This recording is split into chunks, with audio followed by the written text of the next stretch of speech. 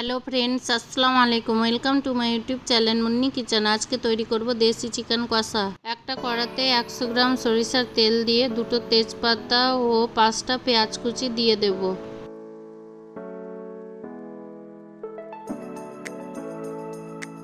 পেঁয়াজগুলো লাল করে ভাজা হয়ে গেছে। 2 টেবিল চামচ আদা রসুন বাটা দিয়ে দেব।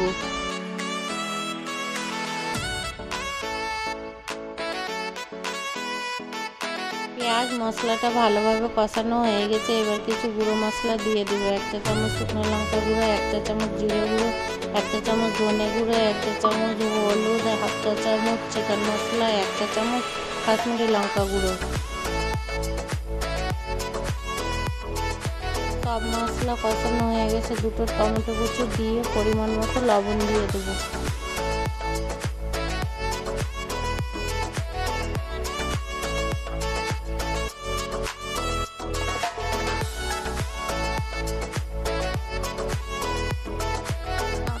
ভালোভাবে 10 মিনিটের মতো কষিয়ে নিয়ে কেটে ধুয়ে রাখা চিকেনগুলো দিয়ে দেব। এখানে আমি দুটো দেশি চিকেন দিয়েছি। একটা চিকেন 4 ভাগে ভাগ করে নিয়েছি।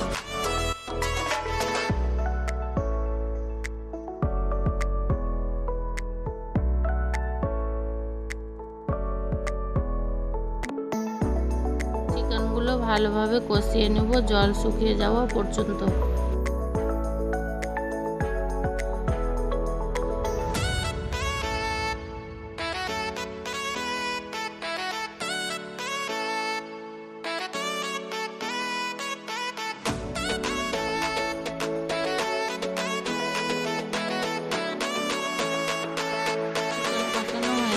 এখানে 600 গ্রামের মতো জল দিয়ে দেব।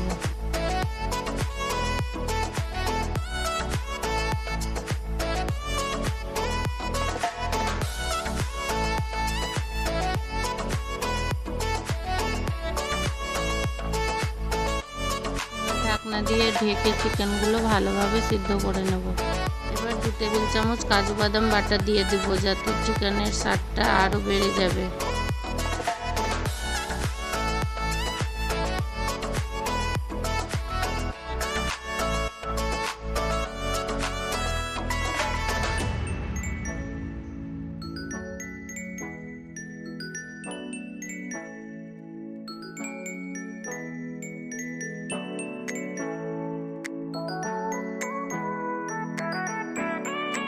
রান্না হয়ে গেছে। 2 টেবিল চামচ ঘি দিয়ে দেব।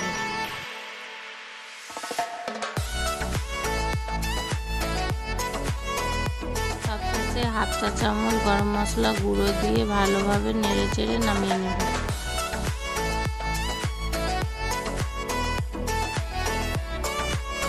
চিকেন রান্না হয়ে গেছে, গ্যাসটা বন্ধ করে দেব। এই পদ্ধতিতে চিকেন রান্না করলে চিকেনটা খেতে দারুণ লাগে।